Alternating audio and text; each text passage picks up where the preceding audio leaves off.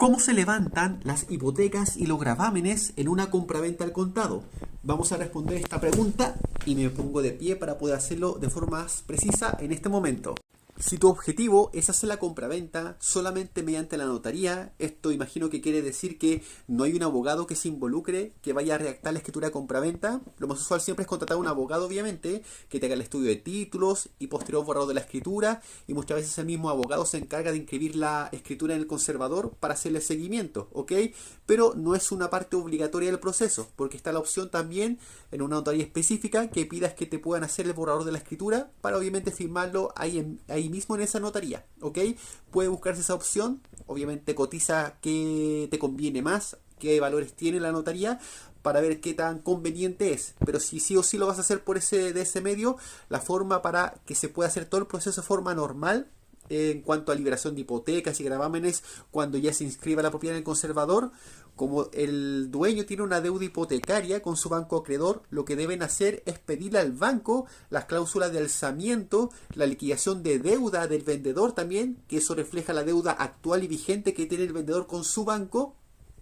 y además un formato de instrucción notarial. La gran mayoría de los bancos tienen un formato tipo de instrucciones, las cuales llevan básicamente las cláusulas de alzamiento también en conjunto con ese formato de instrucciones, y en ese formato lo que va a pasar, que también lo vas a firmar en notaría, y en esa instrucción se va a dejar un vale vista por el saldo de la deuda de la parte vendedora, ¿ok?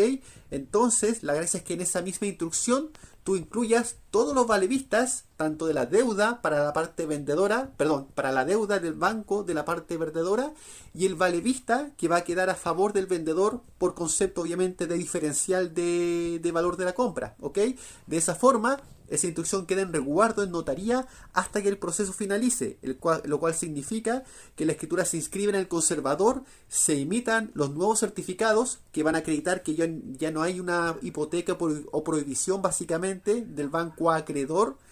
y obviamente el dominio vigente, el cual te va a acreditar a ti como comprador como el nuevo dueño legal de la propiedad. Ya definiendo esos certificados, se presentan en la notaría, se libera la instrucción notarial que se firmó en su tiempo atrás en ese proceso, y de esa forma el banco retira su valevista para cobrarlo y el vendedor también retira su valevista. En algunas ocasiones los bancos piden que todo el pago finalmente, tanto del vendedor como del banco, se haga solamente para ellos, para el mismo banco. Y cuando ellos lo retiren, lo depositen, se cobre la deuda, le pagan la diferencia a la parte vendedora. Hay que también consultar eso al ejecutivo bancario con el banco que vas a trabajar básicamente. O sea, con el banco que el vendedor tiene la deuda, que significa el banco acreedor.